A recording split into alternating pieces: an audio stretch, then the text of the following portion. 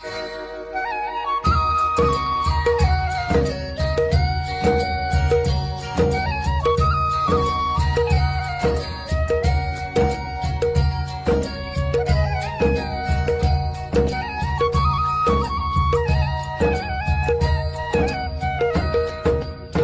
है हमारी बाबा, कर दो वो पूरी आके। मिल जाओ प्यारे बाबा हम बच्चों से आके। मिल जाओ प्यारे बाबा हम बच्चों से आके।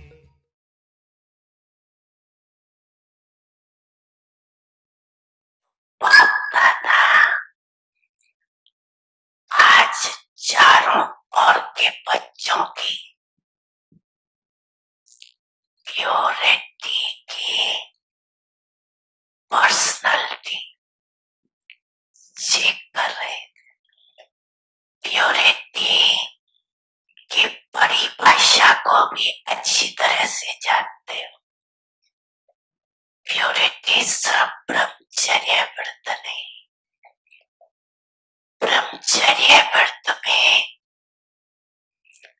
तो आजकल के सरकमस्टेंस अनुसार कई अज्ञानी भी रहते हैं।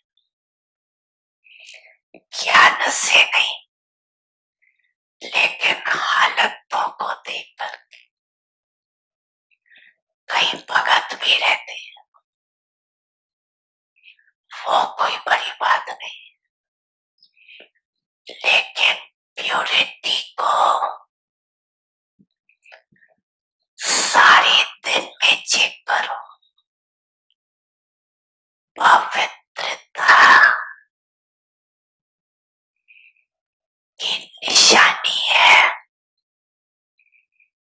स्वच्छता, सत्यता। अगर सारे दिन में चाहे उठने में, चाहे बैठने में, चाहे बोलने में, चाहे सेवा करने में, चाहे स्थूल सेवा की व सूक्ष्म सेवा की, लेकिन अगर विधि पूर्वक नहीं की, विधि में भी अगर जरा सा अंतर रह गया तो वो भी स्वच्छता अर्थात पवित्रता नहीं, व्यर्थ संकल्प भी अपवित्रता है। क्यों? व्यर्थ संकल्प, आप सोचेंगे हमने पाप तो किया ही नहीं, किसको दुख तो दिया ही नहीं, लेकिन अगर व्यर्थ चला, समय गया, संकल्प गया, संतुष्टता गई, तो आपके पवित्रता की फाइनल स्टेज की डिग्री में फर्क पड़ जाए। बड़ी मन भावनी मुरली प्रेम से प्राणों को सींचे, रसीली तान की ये डोर आपकी और ही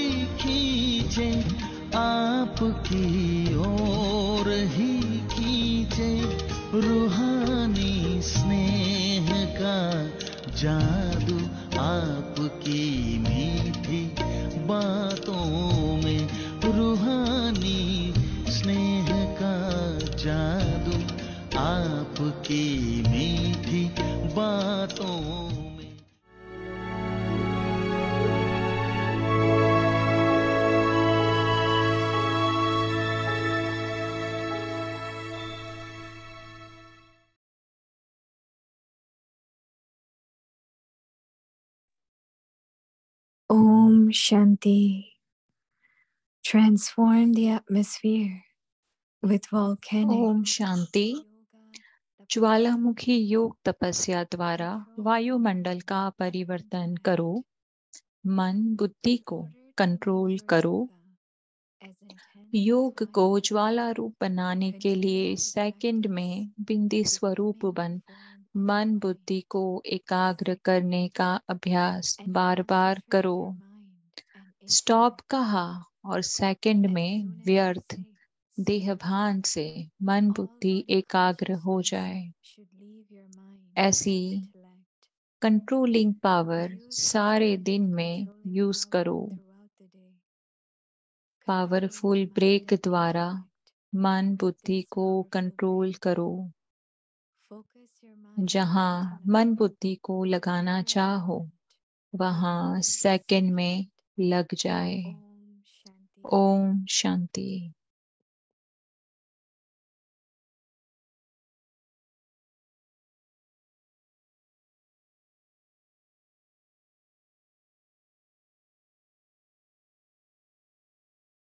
ओम शांति।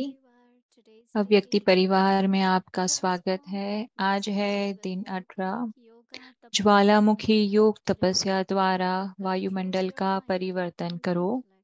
आज का टॉपिक है मन बुद्धि को कंट्रोल करो। अब हम मोहिनी दीदी को सुनेंगे।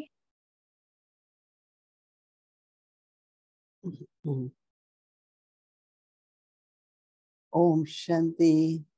ओम शांति। सब ठीक हैं? सब ठीक हैं? खुश हैं? बहुत अच्छे।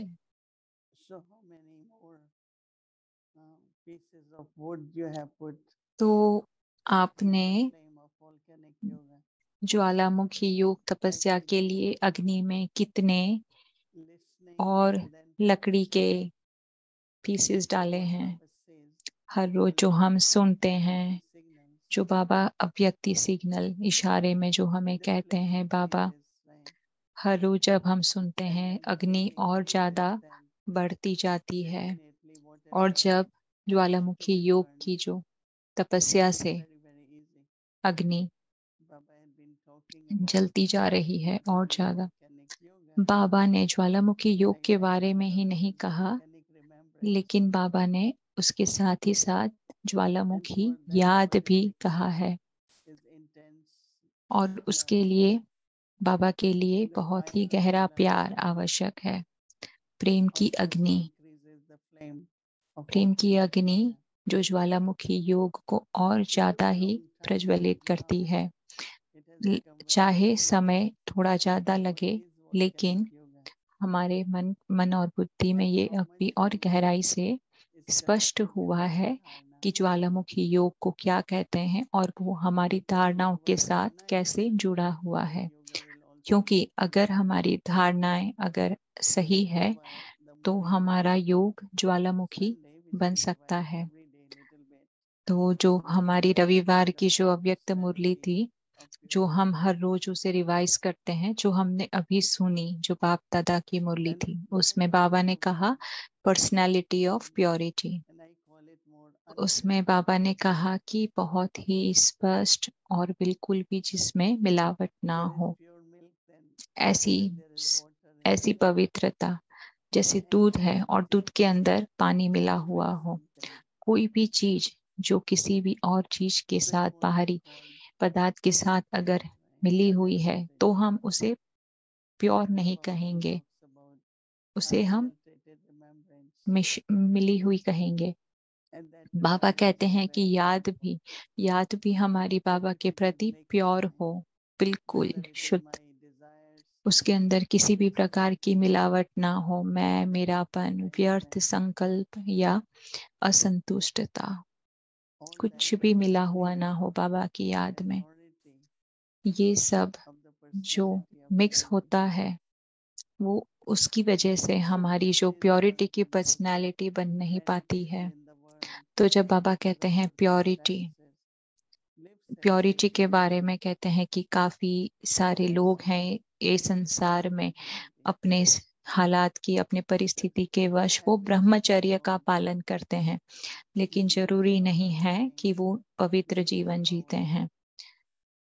हमारे संकल्पों की वजह से हम शक्ति गंवाते हैं और समय भी व्यर्थ जाता है, तो ये भी एक प्रकार की अपवित्रता है। असंतुष्टता भी एक प्रकार की अपवित्रता है, जिससे हमारा मन और बुद्धि काफी क्यों, क्या, कैसे के व्यर्थ संकल्पों के जाल में फंसता है। लेकिन जब पवित्रता है, संतुष्टता है, और जब संतुष्टता है तो हमारी कोई भी प्रकार के व्यर्थ संकल्प उत्पन्न नहीं होते।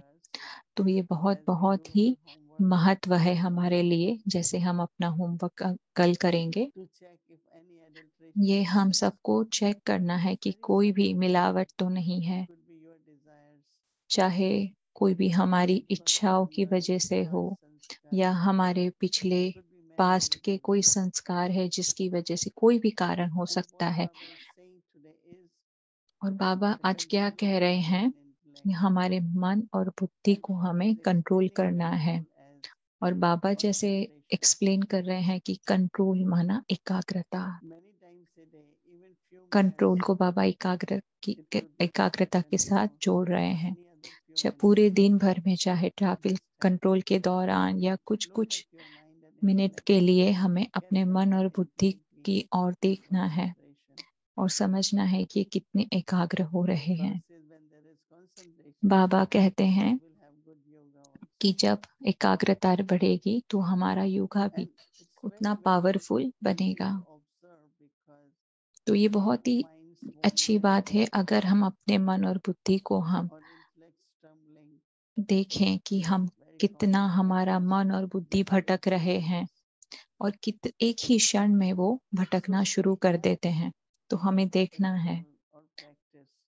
तो इसके लिए हमें प्रॉपर कंट्रोल और प्रैक्टिस, अभ्यास भी करते रहना है। इसके लिए एकाग्रता का अभ्यास करेंगे तो अंत में हम धोखा नहीं खाएंगे। अगर हमने प्रैक्टिस नहीं करी हो, अभ्यास नहीं करा हो, तो अंत में हमें कोई भी बाहरी चीज आकर्षित कर सकती है। तो ये बहुत ही अच्छा लगा जब बाबा ने कहा कि हमारी जो याद है उसमें किसी भी तरह की मिलावट ना हो। तो संकल्प मतलब हमें अपने मन और बुद्धि को कंट्रोल करना है। हमारे योग को ज्वाला रूप बनाने के लिए सेकंड में हमें बिंदी स्वरूप बन मन और बुद्धि को एकाग्र करने का अभ्यास बार बार करना है। हमें सेकंड में व्यर्थ देह भान से मन बुद्धि को एकाग्र करना है, 1 सेकंड में।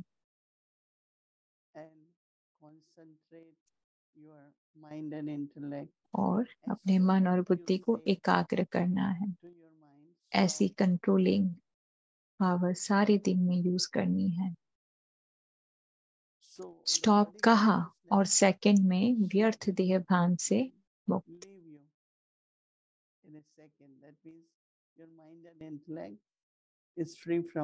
तो हमारे मन और बुद्धि हमारे देह अभिमान से मुक्त हो जाते हैं।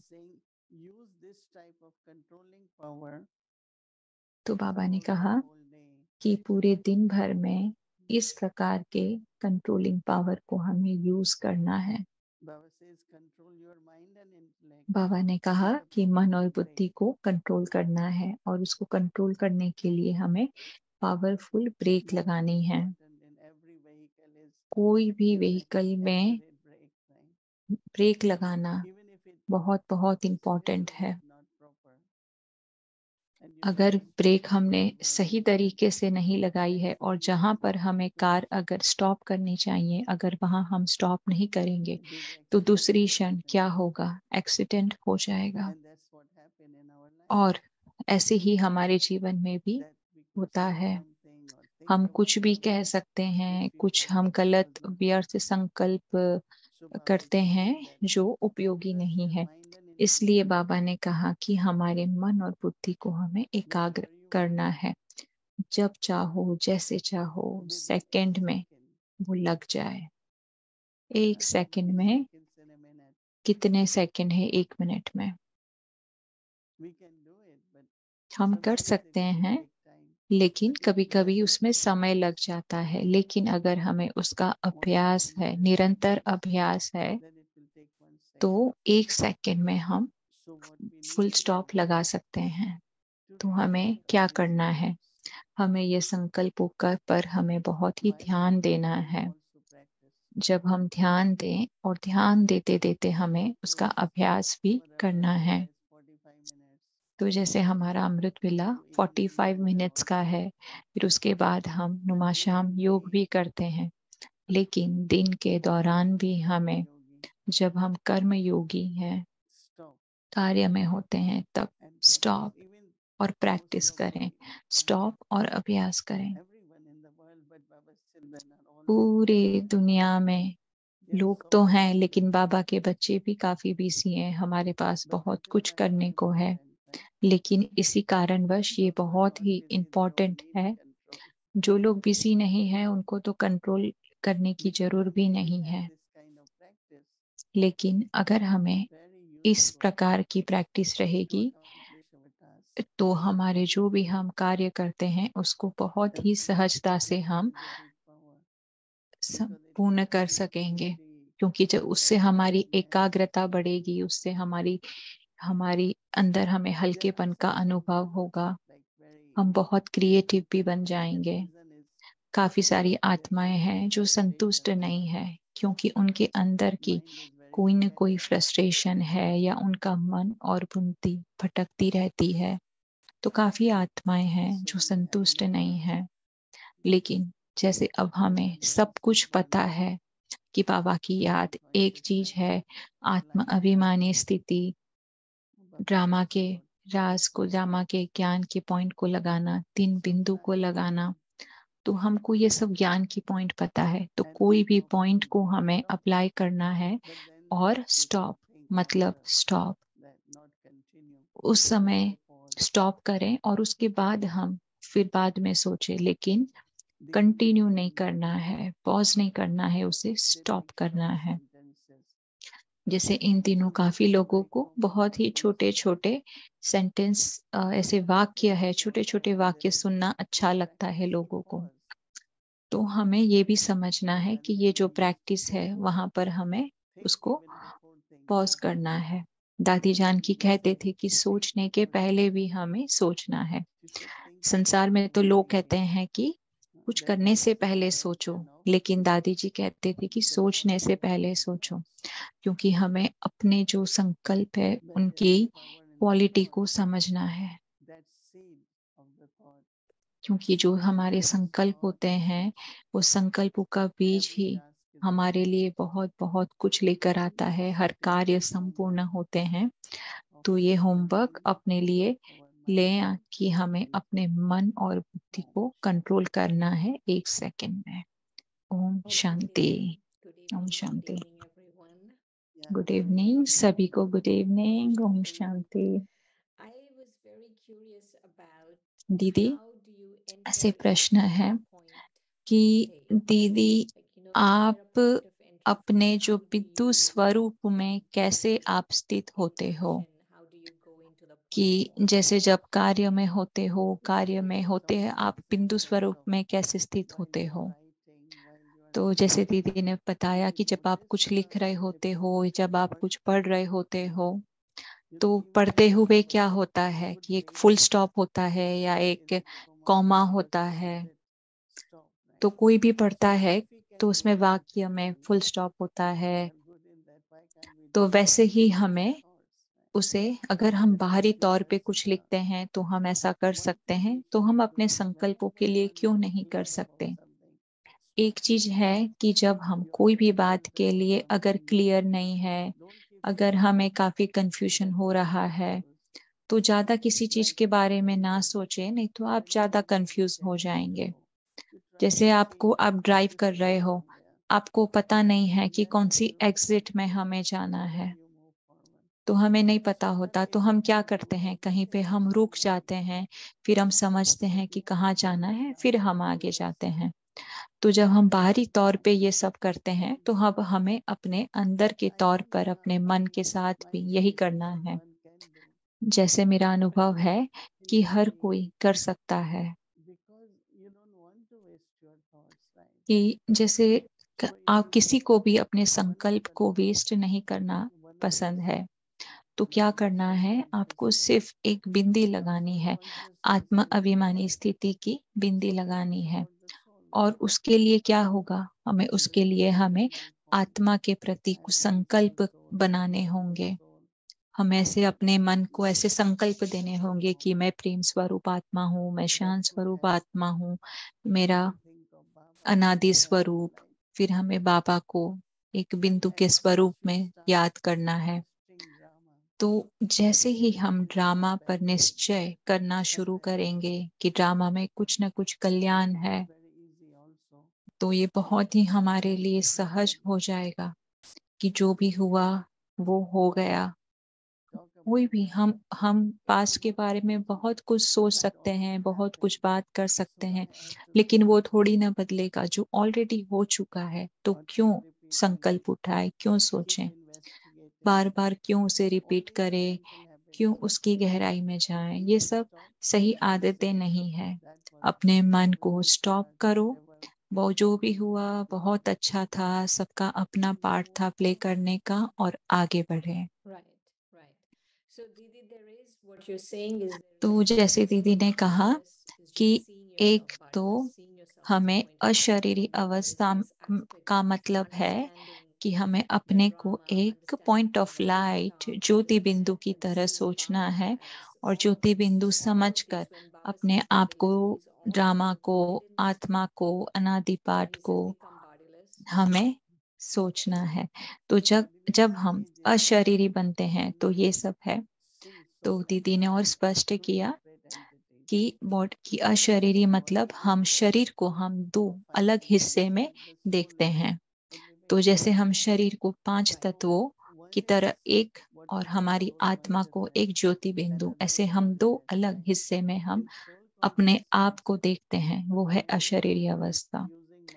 आत्मा अभिमानी स्थिति माना मैं आत्मा हूँ, मैं अपने अपने हाथ को, अपने पैर को यूज कर रही हूँ। मैं आत्मा अभिमानी स्थिति में अपने हाथ को, अपने इंद्रियों को यूज करती हूँ। लेकिन अशरीरी अवस्था मतलब मैं अपने आप को आत्मा, एक अलग, अपने शरीर से अलग विदेही अनुभव करती हूँ। तो ये अशरीरी अवस्था और आत्माभिमानी स्थिति, इसमें फर्क है। तो जैसे अशरीरी अवस्था में मैं एक ज्योति बिंदु हूँ, मैं शरीर से अलग हूँ। लेकिन आत्माभिमानी स्थिति मतलब मैं शरीर के अंदर हूँ और कार्य कर रही हूँ। अशरीरी मतलब मैं शरीर से अलग हूँ। इसमें दो फर्क है। तो जैसे जैसे ड्रामा को मैं समझती हूँ, या ड्रामा का पार्ट है, या मेरा ये पार्ट है ड्रामा में, पास्ट है, ये जो पॉइंट है ज्ञान की, क्या इसको हम ये दोनों अवस्था में समझ सकते हैं? तो दीदी ने कहा कि हाँ, अवश्य। कि अगर, तो जैसे दीदी से पूछते थे कि ड्रामा का ज्ञान बहुत बहुत इम्पोर्टेंट है। अगर आप ड्रामा के पॉइंट को अगर आप याद नहीं करोगे, यूज नहीं करोगे, तो आप बाबा को भी याद नहीं कर सकते हो। तो याद की दो हिस्से हैं, एक ड्रामा और एक बाबा। अगर मैं ड्रामा को फुल स्टॉप नहीं लगाऊंगी तो मैं बाबा की याद में स्थित नहीं हो पाऊंगी, नहीं तो मेरा टाइम वेस्ट जाएगा ड्रामा में। तो बाबा की याद के लिए सबसे पहले हमें ड्रामा में फुल स्टॉप लगाना है, और ये फुल स्टॉप हमें बहुत निरंतर और बहुत ही समझ के साथ लगाना है। तो आपको क्या चाहिए ज्ञान के लिए? बाबा की याद, बाबा की मदद हमें चाहिए ड्रामा को फुल स्टॉप लगाने के लिए। तो उसके लिए हमें अपने संकल्प सही हो, बिल्कुल एक्यूरेट हो, तो जैसे कि कोई भी परिस्थिति है, हर एक हम सभी कोई न कोई परिस्थिति से हर पल गुजरते हैं, लेकिन उस समय मैं अपने मन को एकदम से डिटैच कर लेती हूँ कि ठीक है जो हो रहा है और बाबा को याद करो। तो उस समय फिर बाबा तुम्हारी बुद्धि को टच करेंगे या बाबा आपको मदद करेंगे। अगर आप कंफ्यूज्ड हो तो बाबा आपको मदद नहीं कर सकते, करते भी हो तो आप महसूस नहीं कर पाएंगे। तो ये बहुत बहुत ही इम्पोर्टेंट है फुल स्टॉप लगाना कि मुझे बाबा को याद करना है। कुछ भी हो, मैं ये पूरा दिन ऐसे ही करती रहती हूँ। फुल स्टॉप लगाओ और बाबा को याद करना है, फुल स्टॉप लगाओ, बाबा को याद करना। तो जैसे दीदी आप कह रहे थे कि स्पष्टता, सफाई और बाबा के साथ सच्चा दिल, पवित्रता, ये सब में क्या भेद है? ये सब बहुत ही तो जैसे That's what Baba said when that lot of people स्वच्छता, पवित्रता, उसमें क्या भेद है? तो जैसे बाबा ने कहा कि अगर कई लोग को लगता है कि मैं बहुत ही पवित्र जीवन जी रही हूँ तो उसका मतलब पवित्रता नहीं है, वो सिर्फ ब्रह्मचर्य है। जैसे कोई भी प्रकार का झूठ या कोई बहानेबाजी, अलबेलापन, तो जैसे दादी जानकी कहते थे कि किसी भी प्रकार के बहानेबाजी करना ये भी झूठ है। तो ये झूठ नहीं, ये झूठ है। जैसे बहानेबाजी है तो दादी जी कहते थे कि ये भी झूठ है। कई लोगों में बहुत ऐसी आदत होती है कि जब हम स्कूल में स्टूडेंट थे तो सभी ऐसे करते थे कि जैसे मुझे स्कूल नहीं जाना क्योंकि मेरा सिर दर्द कर रहा है।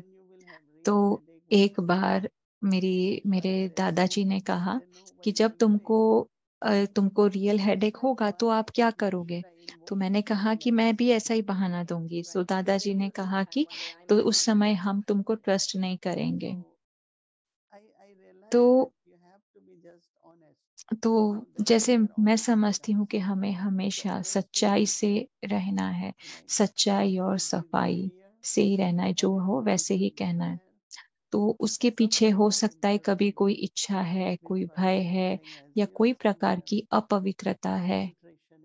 जब इस तरह का कुछ न कुछ मिक्स हो रहा है हमारी भावनाओं में, that's part of purity. तो हर एक पवित्रता के लिए सच्चाई भी बहुत बहुत इम्पोर्टेंट है।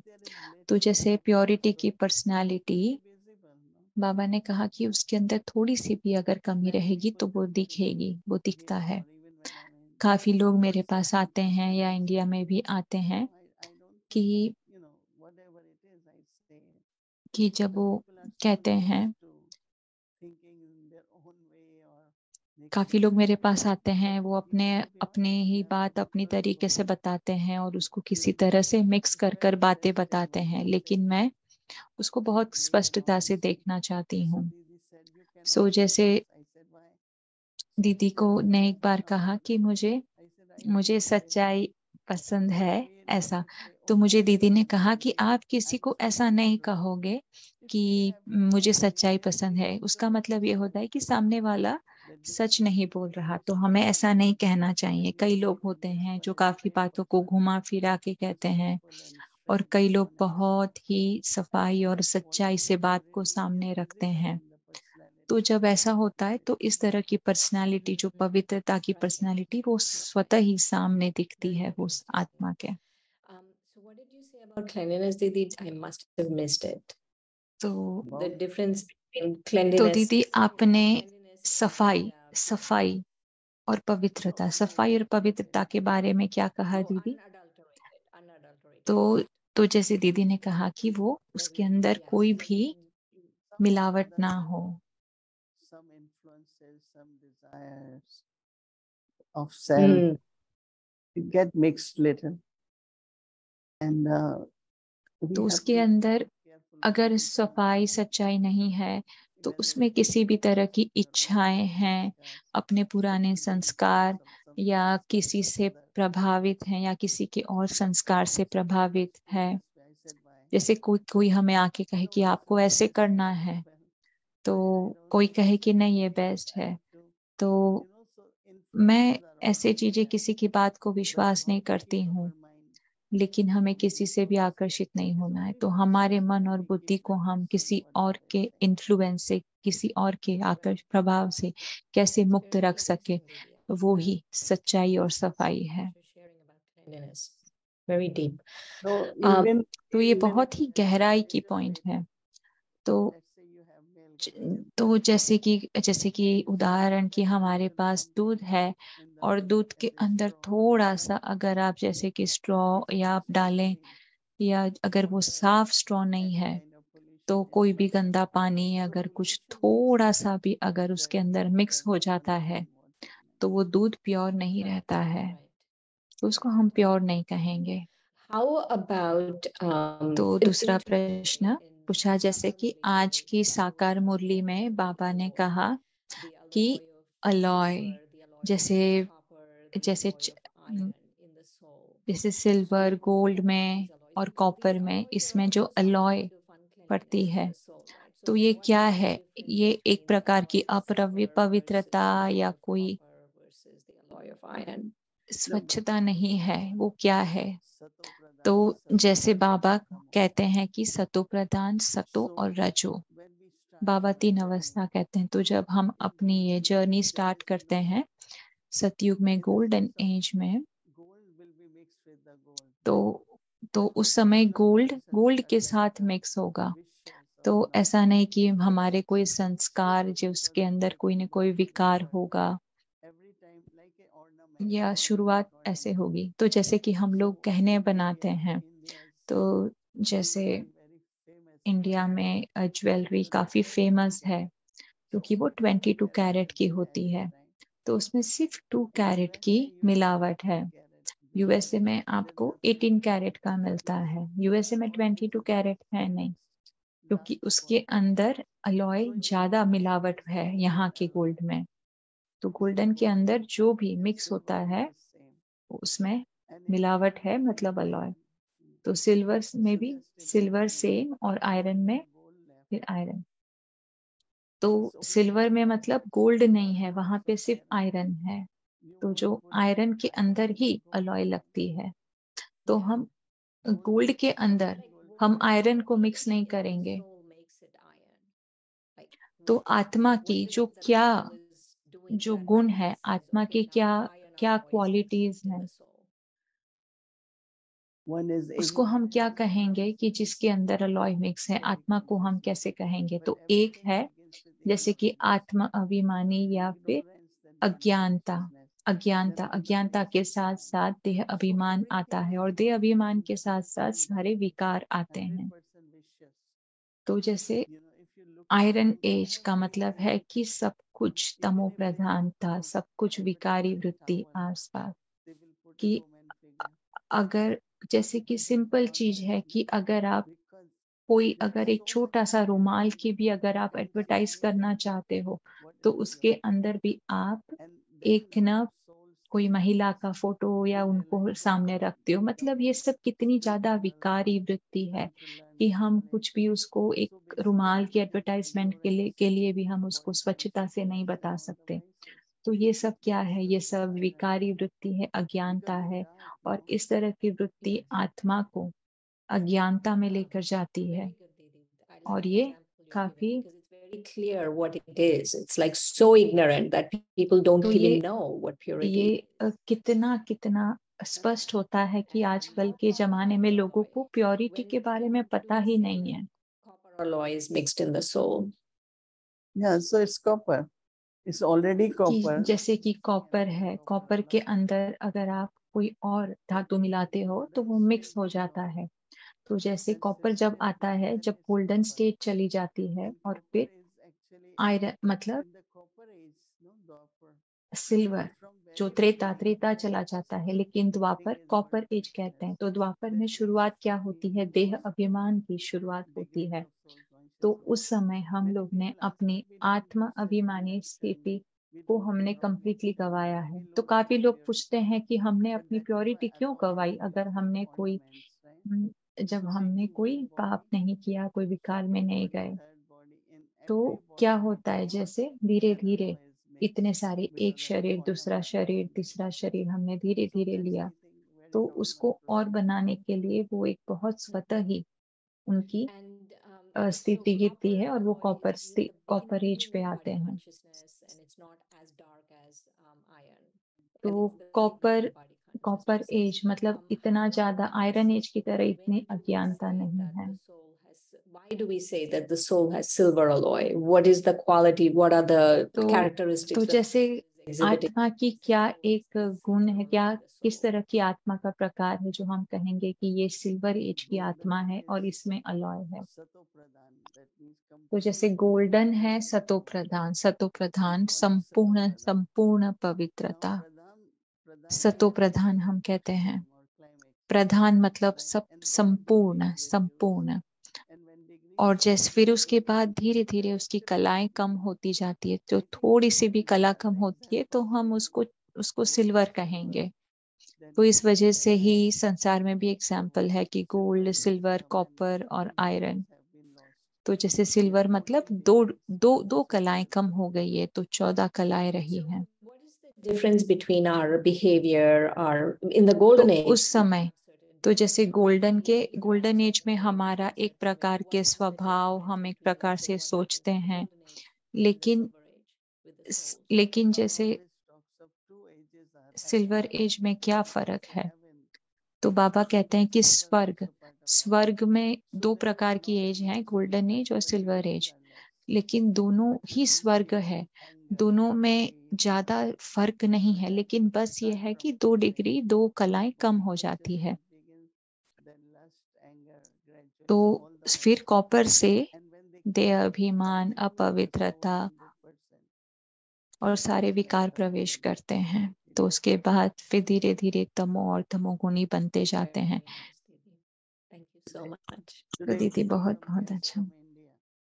तो आज हमारे पास इंडिया से कोई गेस्ट आए हुए हैं, मैं उनको आप सबसे परिचय कराना चाहती हूँ। तो वो सब भी कोई अच्छे आंसर सोच रहे थे। Very deep. Every time I talk to you, I feel. आपने दीदी आप जो आंसर दिए मैं वापस से सुनती हूँ और मैं वापस उसको सुनकर मैं उसकी नोट्स लेती हूँ। तो जैसे दीदी ने कहा कि सबसे बड़ी अलॉय ये है कि आयरन एज में सबसे ज्यादा अलॉय है, और उसको हम गोल्डन एज में कैसे लेकर जाएंगे? तो उसके लिए हमें ज्वालामुखी योग करना है, ज्वाला अग्नि करनी है, ताकि सारी अलॉय निकल जाए। तो इसलिए जैसे बाबा कहते हैं कि 16 कला और अभी कोई भी कला नहीं है, तो कोई भी कला नहीं है अभी, और हम ऊपर चढ़ती कला में जा रहे हैं। तो अभी हमारे पास 0 कला है और अभी 0 से हम चढ़ती कला में धीरे धीरे ऊपर आगे बढ़ रहे हैं। थैंक यू दीदी। Om Shanti, Om Shanti.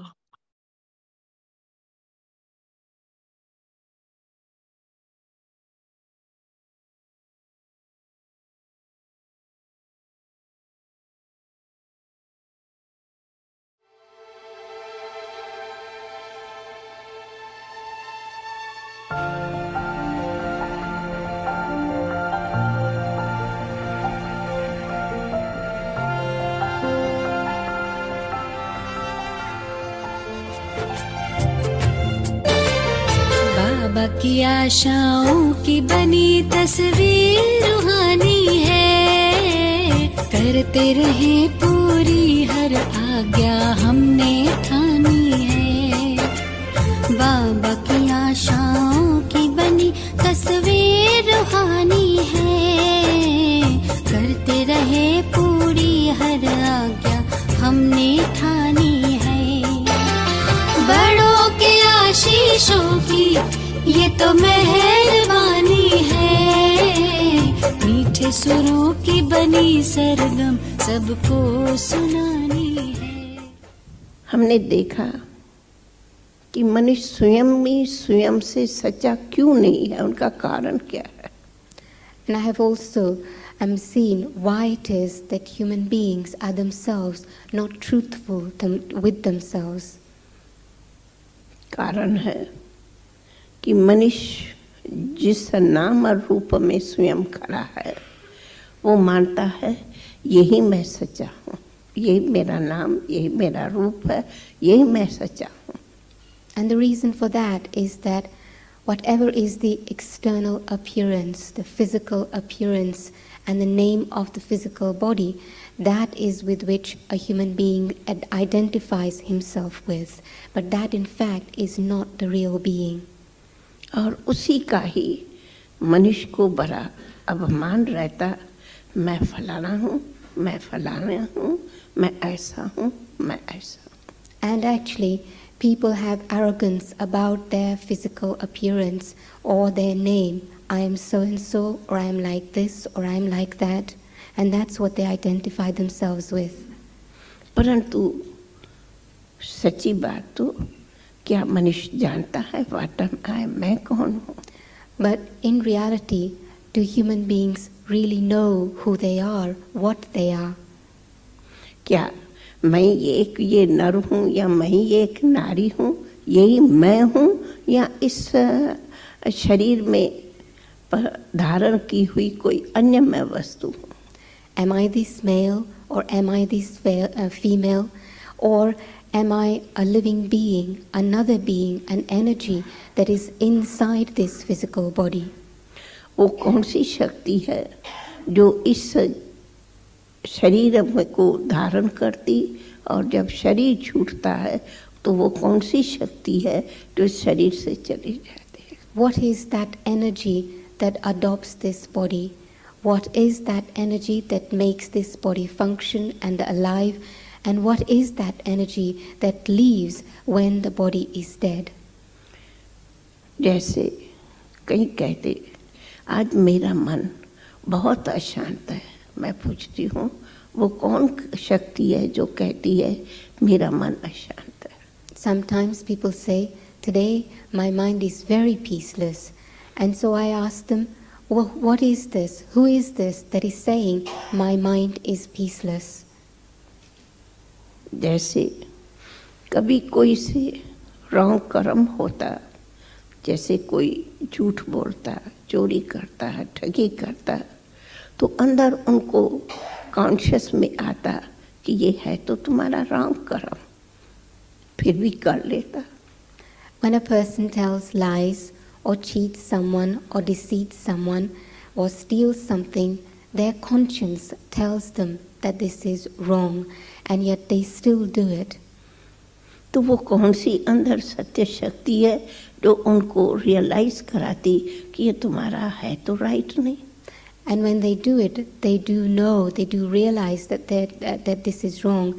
And so what is that energy? What is that power that makes them feel that this is wrong?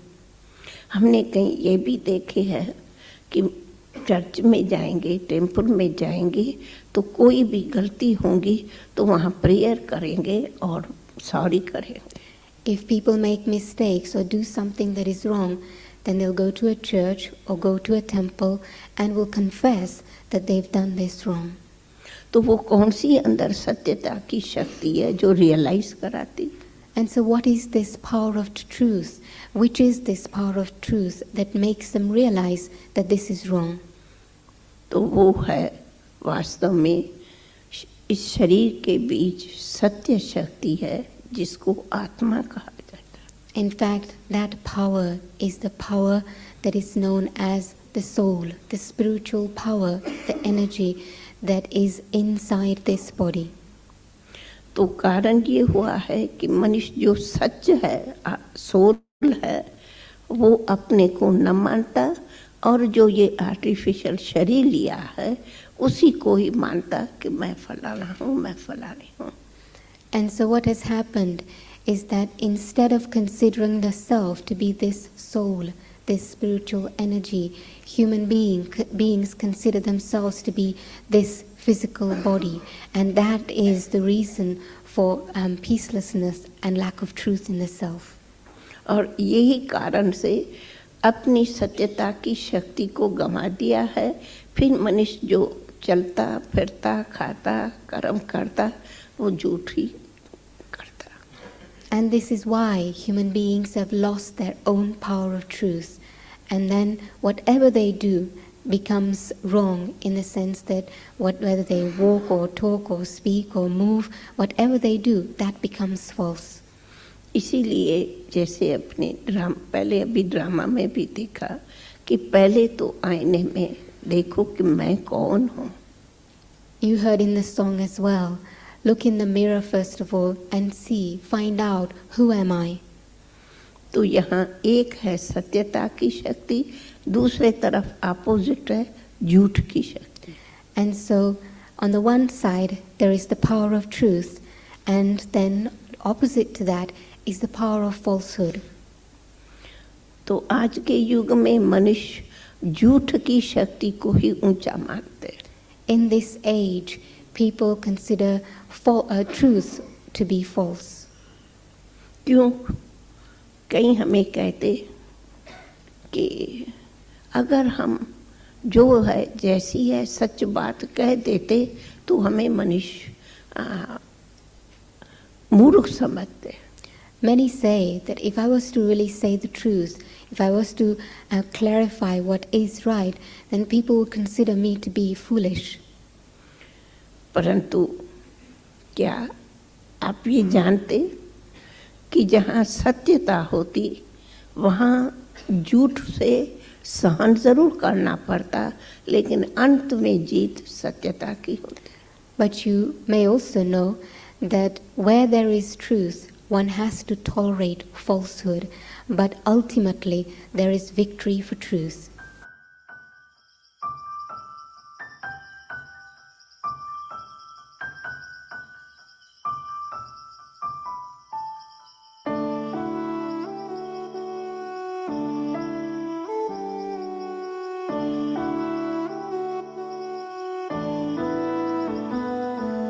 Sindh में एक सितंबर को थी जन्मी, कान्हा भक्ति दादी के मन में थी।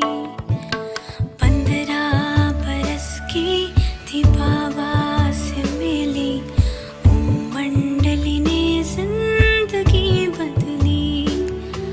हुआ था दरस शिव नूर का भी, स्वर्ग सी एक नई दुनिया दिखी।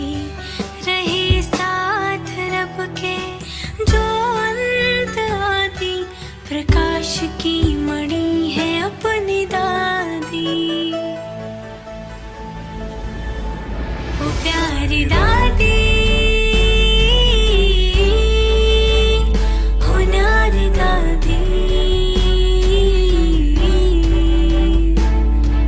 सबकी दुलारी है हमारी दादी, हमारी दादी।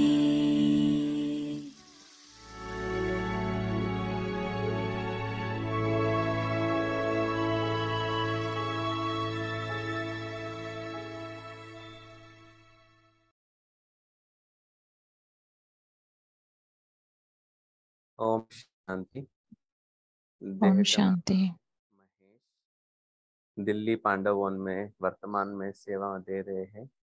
वैसे बचपन से ही हम बाबा के सेंटर में ही रह के पढ़ाई करके और सेवा का मौका भी मिला है।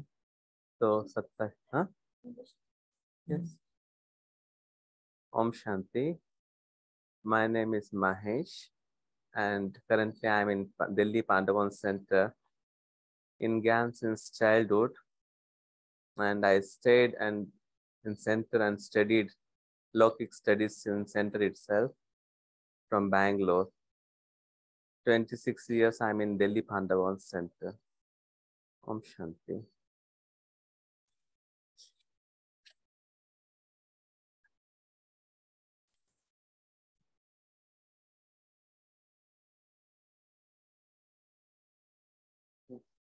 ओम शांति। My name is B.K. Somshekar from Sangam Bhavan, Railway Department.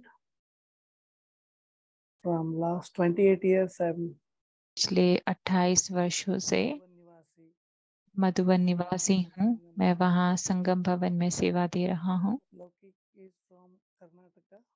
मैं कर्नाटक बेलगाम से मेरा लौकिक परिवार है।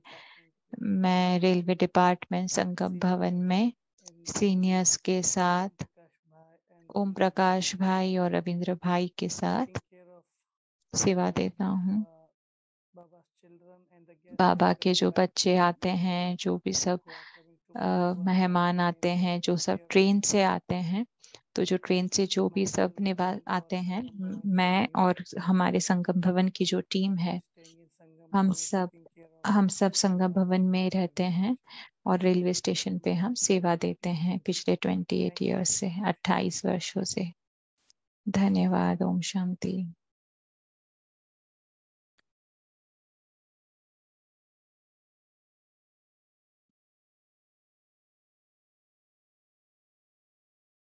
ओम शांति। ओम शांति। ओम शांति। ओम शांति। ओम शांति।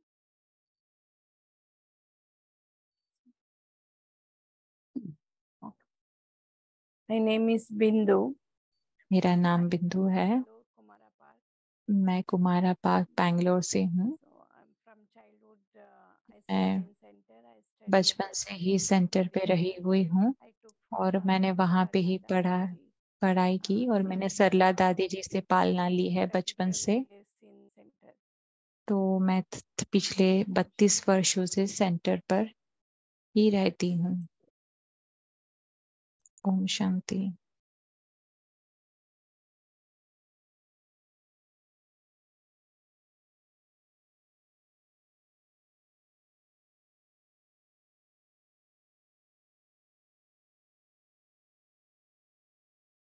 ओम शांति। My name is Jyoti. मेरा नाम ज्योति है। मेरा जन्म स्थान कर्नाटका में है, लेकिन मैं बिलीमोरा सेंटर गुजरात में इस वक्त में वहाँ पे सेवा दे रही हूँ।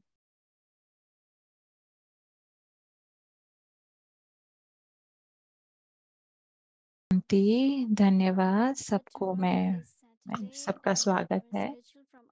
तो कल है शनिवार, कल का स्केड्यूल है अमृत वेला 3:30 से 4:45, मेडिटेशन 6 से 7, हिंदी अव्यक्त मुरली 7 से 8:30, ट्रांसलेशन अवेलेबल रहेगा। है आप सब। अव्यक्त मुरली रिवीजन 1969 से फरिश्तों के दिल से रूरिहान।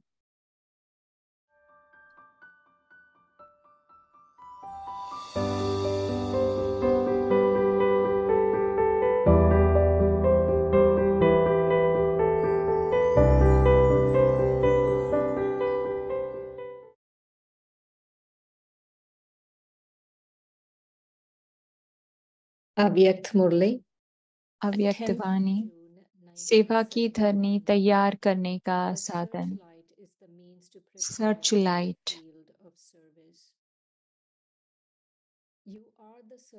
आप लोग नॉलेज और याद की सर्च लाइट द्वारा मार्ग दिखलाने वाले सर्च लाइट हो, और जब दृढ़ संकल्प करके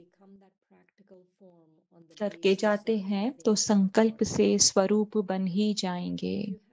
संकल्प है कि हम विजयी रत्न है, वो स्वरूप भी विजय का ही बन जाता है। वाणी और कर्म ऐसे ही चलते हैं। संकल्प के आधार से विजय कर्म में भरी हुई है।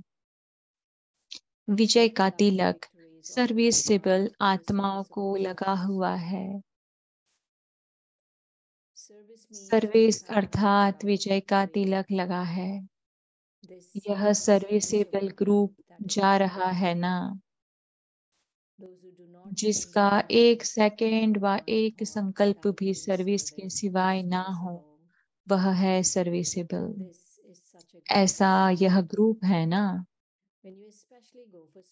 जब खास सर्विस पर जाते हैं तो अपने ऊपर भी खास ध्यान देना होता है।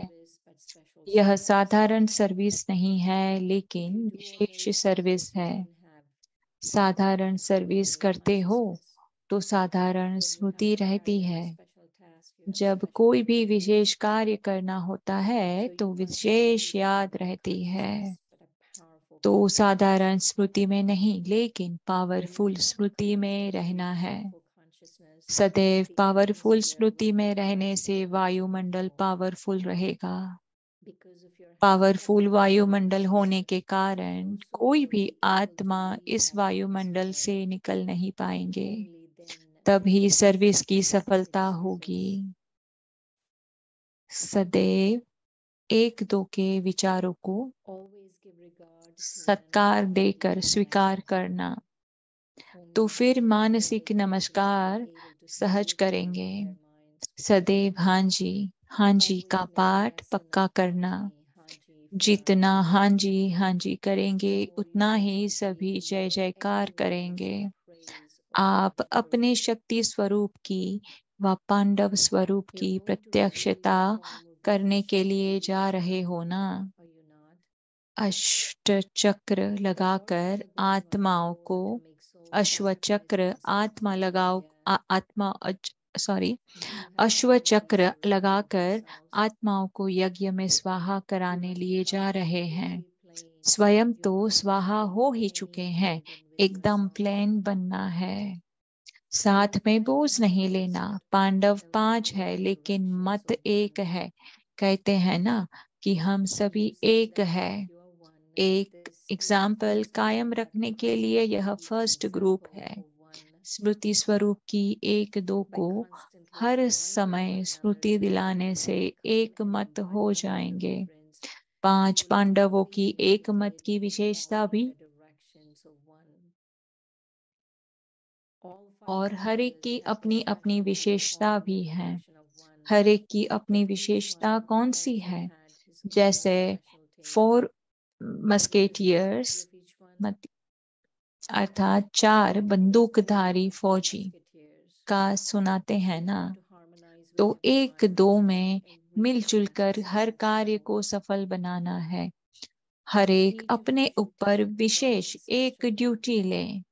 हर एक अपने विशेष कार्य की जिम्मेवारी सुनाओ। संगठन में होते हुए भी अपनी विशेषता का सहयोग देने से सहज हो जाता है। अच्छा, अब हम कल कंटिन्यू करेंगे। ओम शांति।